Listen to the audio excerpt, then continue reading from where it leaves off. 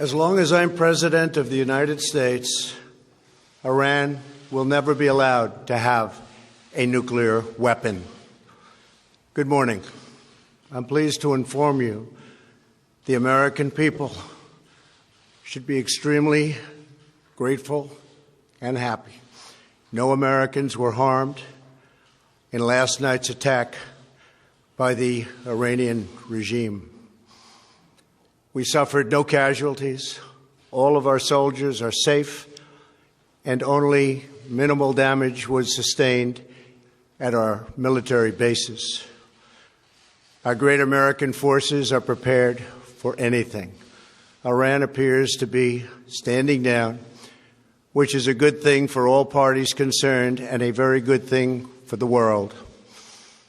No American or Iraqi lives were lost because of the precautions taken, the dispersal of forces, and an early warning system that worked very well. I salute the incredible skill and courage of America's men and women in uniform.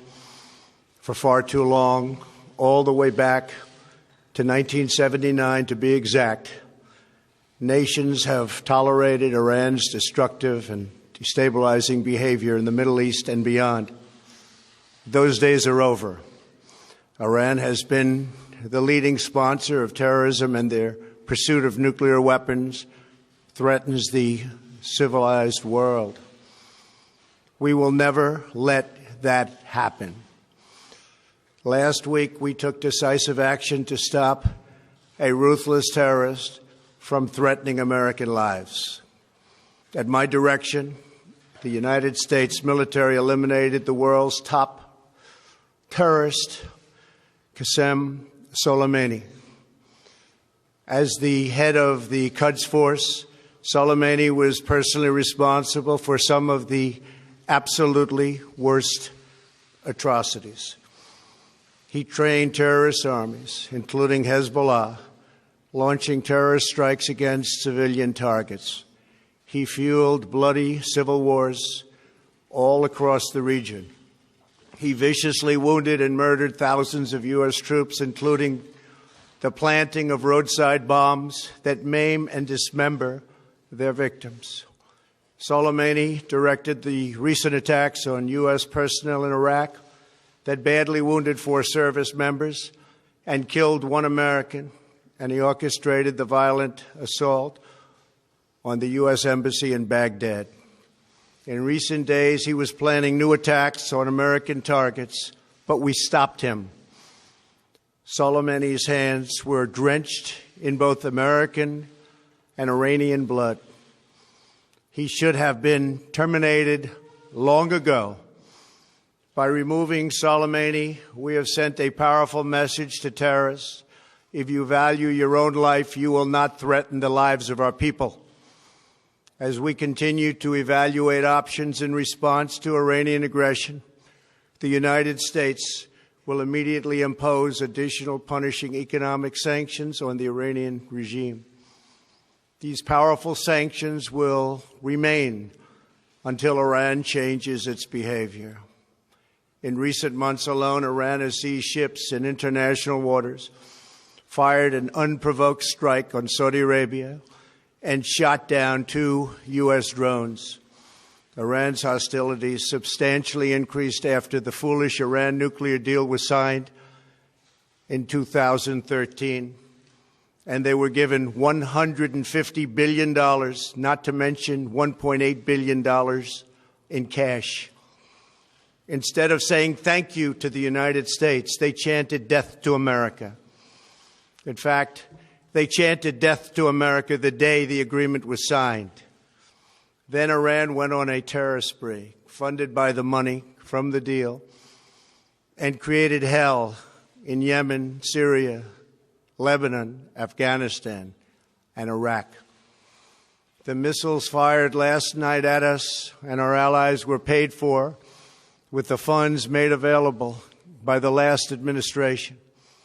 The regime also greatly tightened the reins on their own country, even recently killing 1,500 people at the many protests that are taking place all throughout Iran. The very defective JCPOA expires shortly anyway and gives Iran a clear and quick path to nuclear breakout. Iran must abandon its nuclear ambitions and end its support for terrorism. The time has come for the United Kingdom, Germany, France, Russia, and China to recognize this reality. They must now break away from the remnants of the Iran deal, or JCPOA. And we must all work together toward making a deal with Iran that makes the world a safer and more peaceful place. We must also make a deal that allows Iran to thrive and prosper and take advantage of its enormous untapped potential. Iran can be a great country. Peace and stability cannot prevail in the Middle East as long as Iran continues to foment violence, unrest, hatred, and war. The civilized world must send a clear and unified message to the Iranian regime. Your campaign of terror, murder, mayhem will not be tolerated any longer. It will not be allowed to go forward. Today, I am going to ask NATO to become much more involved in the Middle East process. Over the last 3 years, under my leadership, our economy is stronger than ever before, and America has achieved energy independence. These historic accomplishments change our strategic priorities. These are accomplishments that nobody thought were possible. And options in the Middle East became available. We are now the #1 producer of oil and natural gas anywhere in the world. We are independent, and we do not need Middle East oil. The American military has been completely rebuilt under my administration at a cost of $2.5 trillion.